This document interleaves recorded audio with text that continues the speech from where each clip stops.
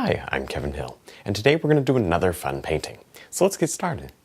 We'll start off today here with some white and some clear gel. I'm going to mix the clear gel with my paint for the background this time. Some black and brown. Okay, now this is going to be our underpainting for back here. The reason I want to put the clear gel in, number one, I know there's not a ton of detail back. I mean, it's detailed, but there's not a ton. I'm going to treat this almost like a sky. In that what it's going to do for the painting. It's a soft area in the painting. So I'm going to coat it with clear gel like I would a sky. And I'm going to paint around my chicken. You can see I did an extremely detailed sketch here. Yesterday, actually. I didn't even do it today. And I even just sort of sat it up in the living room. And as I walked by it, I would look at it a couple times yesterday. And I probably suggest you guys doing that too. Just because it lets you have a little extra opportunity to change it if something bugs you, you know. There, but I'm okay. I think the sketch turned out okay. I will tell you, it's not my first chicken on the board here, or on the canvas. This is about the third or fourth one I had to draw until I got it just the way I wanted it, but that's fine. All right.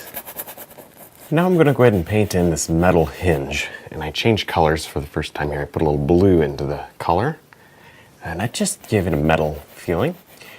And also, I've used up my clear gel, and I'm not going to squirt out anymore. I'm done with it for today, I think. I think the canvas is wet enough where it is. We'll keep down here, and this hinge and the board, of course, nice and dry. There. This is fun. I'm being pretty careful here, because I don't want to screw up my sketch. Spent quite a while on that sketch, and I don't want to mess it up. There. Now I'm going to just drop in a big area of black up here. See, I've just got the 1-inch brush, a little black, and maybe so it's not just black. Let's throw a little blue and red into it. That way we're not just using straight black. Almost a dark purple, which is cool. That works. And then we'll put our wire over it. A little chicken wire. At first it looks really crazy, but there's a pattern, and I'll kind of show you the pattern.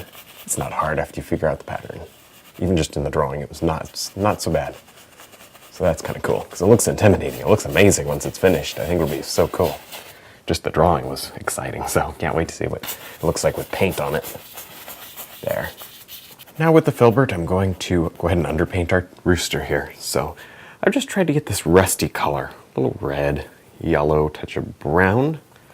And obviously I want to go darker than whatever the finished product is going to be.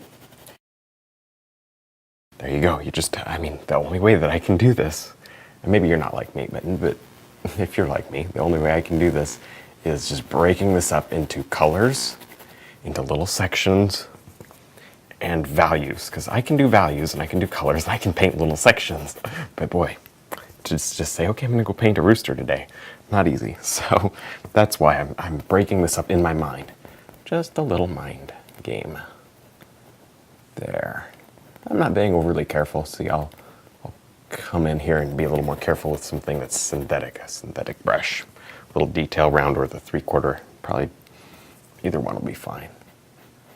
So I'm just doing what I can here with the filbert. Okay, good. Good. I suggest that you work from some sort of a reference photo, because most of us don't have chickens in the backyard. Although we did at one point, we just don't right now. There. This is a really pretty rooster. It's got some extremely vibrant colors. Now I'm going to place some very nice blue here toward the bottom. Blue, just a touch of red into it. And this works for the blue feathers. It's a very pretty color. You could use just blue right out of the tube, but I like tinting it just a touch. I like to mix color, so there you go. But when you're working with animals, I guess, not like I'm talking like I'm an expert here at animals, and I'm not, but it seems like when you're working with animals, it's like flowers. The colors, you can get away with them being a little bit more vibrant, because that's the way they are. You just match whatever you're painting. So a flower has a vibrant color, you use that vibrant color. Don't worry about it. There. It's just in landscapes you don't normally see that. So that's, normally I'm always toning color. That's what I say. You can use the blue right out of the tube, but I just am more comfortable toning my colors with a little something. There, of course we'll be putting highlights over everything, so a lot of this will be covered. And even some shading. We gotta pick a light source here pretty soon. Now with a nice deep, beautiful purple color, but more to the blue side, we're going to stick in tail feathers. There, simple as that. And I just started touching around with a little bit of light blue in here just to experiment. I wasn't sure how it was going to work, so I just, like I said, wanted to figure it out. And I was confident that that was going to be okay, so I'm comfortable, I can move on. That was sort of the idea. Oop, there's a little guy right there. The rooster feathers are so cool. They're so pretty. This just makes an amazing little subject for painting, doesn't it? It's like perfect subject. Now, just like you would do like a tree, each feather doesn't have to connect perfectly. Each limb wouldn't have to connect perfectly. I just don't think it matters. This is one of those areas, I think, where we can be just a bit looser. And that's cool. Yikes, I'm ready to be loose. This is tight stuff we're doing. There, good. Now, some of these feathers, they got the standard traditional up, but there's also some that go out and back like this, just straight out. And it's important that we do those as well. There, and they seem to actually be a little darker. So let's try to darken them up a shade or two. There. Next, I'm going to paint in here the top part of our rooster. And I'll also do the face with this color too. I'm making small adjustments as I go. Now we're not done yet. Still, this is going to be highlighted and shaded. I'm just trying to cover the canvas with a color that's going to work for us. So, there. Okay, that's cool. That is so cool. Love this. That made him look like a rooster, didn't it? Okay, now of course the nice thing is this is so forgiving. You can bring the dark in if you need to slim it down or change it, and who knows what we may have to do later. For now though, I'm just, like I said, working mostly for the color. I'm gonna go right around that eye. This is looking great. This is so fun. It's just the underpainting. It's just the underpainting and it's working. That's really exciting when that happens. There. I like wildlife painting. This is fun. Really fun. Next, with our 1-inch brush, I'll go right through a soft green color. Green, a little actually red and yellow to make brown. That's cool because we're going to make what seems like straw or hay down here, but you gotta have some sort of an underpainting. So here it is, just some red. Why not? You can do red. There. I just thought it was about time for a break from the rooster. There, but I do like that underpainting, so that's good. We'll be very careful when we highlight, and we'll try to get all the details right. There. This is easy though, and I'll just carefully cut around the rooster. Now, as you can see here, I've been playing just a few minutes with the face of the chicken, trying to get the shading sorted out, and I also just put in our little eye right where it should be. Simply some black and some, well, it's a little white, a little green right around, just so that it wasn't perfectly white. Okay, so now what I'm going to do is just come right in here, and I've got to be careful. But I've already put my finger on the canvas, but it's okay. You can always smudge it and blur it in. I'm going to come up here and just hold my breath, and there we go. Just dot a little highlight in the eye. All right, there you go. Fun stuff. Isn't this cool? All right, let's go to something where we don't have to hold our breath. How about some highlight? Now, our light's coming across like this, so I'm going to gently, with my detail brush, stroke the back of the rooster a couple of times to create these long pencil-y feathers.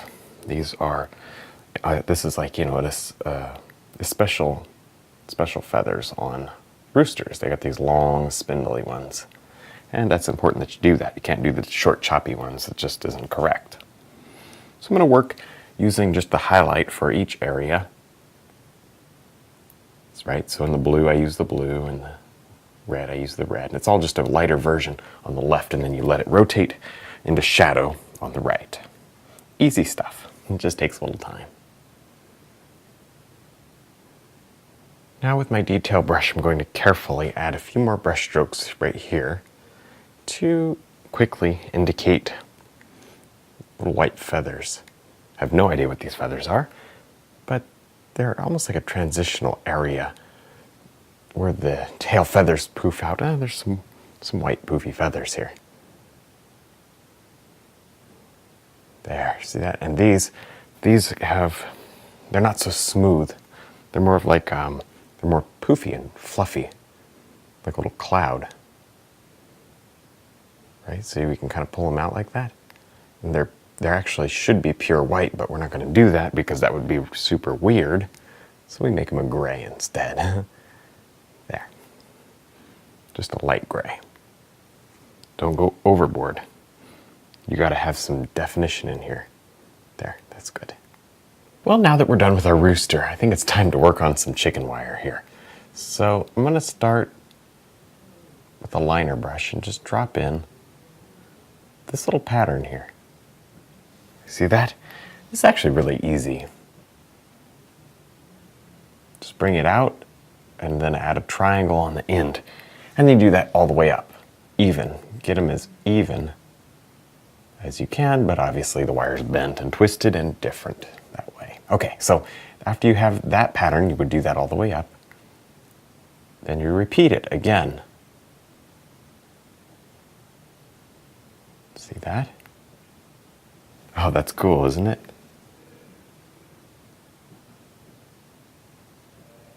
There, and then do it again. You repeat it. Now up here so it seems like it's easier just to, there, just to kind of keep going. There. Up and then over to the right. That seems to be the easiest. Next, I'm going to overlap a bunch of brush strokes here in the foreground to indicate what I think feels like some hay or straw laying on the ground. And this is important. This could be just dead grass too. It doesn't really make a lot of difference what it is. But you kind of know the feeling that we're trying to develop here. You know, in a barn, you have all this straw laying on the ground. And that's what we're doing.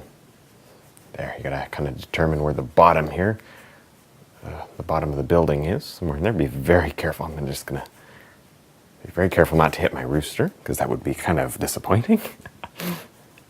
I mean, we could fix anything, but I'd rather not, so I'm gonna be careful. There, good stuff. And then of course we'll figure out where we want to highlight this. Looks like I got it just a little bright there. Maybe I'll tone that one down. Oh yeah, actually I like that, some of that black. Remember, I'm still kind of playing around and experimenting. I kind of like that black in there. Adds a couple of, well, shadow notes to the whole thing. Cool. Now one of the last things we're going to do here is kind of define these boards on the barn a lot better. I left them blurry until the very end. This way I know how detailed they need to be. According to our foreground and our bird and this area, these guys have to be pretty detailed. There. It is pretty close. I mean, you're talking about what, a couple of feet away, a few feet away, if that. So yeah, they do need to be pretty well detailed out. There. This is a lot of fun. Helps just make the painting look complete. Now on these boards, instead of doing our normal wood grain like we would do for a large board, I am going to instead try to do some chipped paint that's old and not doing too well. So what I did is I just, for a couple seconds, threw a little bit of white in there, kind of a muddy white. And then, I think, and I'm just trying new things here, so if it doesn't work, we'll do something else, but I'm going to just put some of this little dark shadow under here, which is good. Be careful. Make sure you can wipe these boards down with a paper towel if things get too muddy on you. You don't want muddy. You want sharp angles. And this is a little harder to get sometimes when you get toward the end of the painting. There, good stuff. So you can kind of divide out that area. Okay, and then on the, yeah, we're actually right over here too. Good. And on the inside, what you can do is then do your wood grain right in here. Wood grain's easy. Do it with the little fan brush or the detail round because it's not a very big area. Alright, well I think we're done. I had a lot of fun. I hope you did too. Don't forget to check out my website, my DVDs, and also my brush line. Thanks for watching.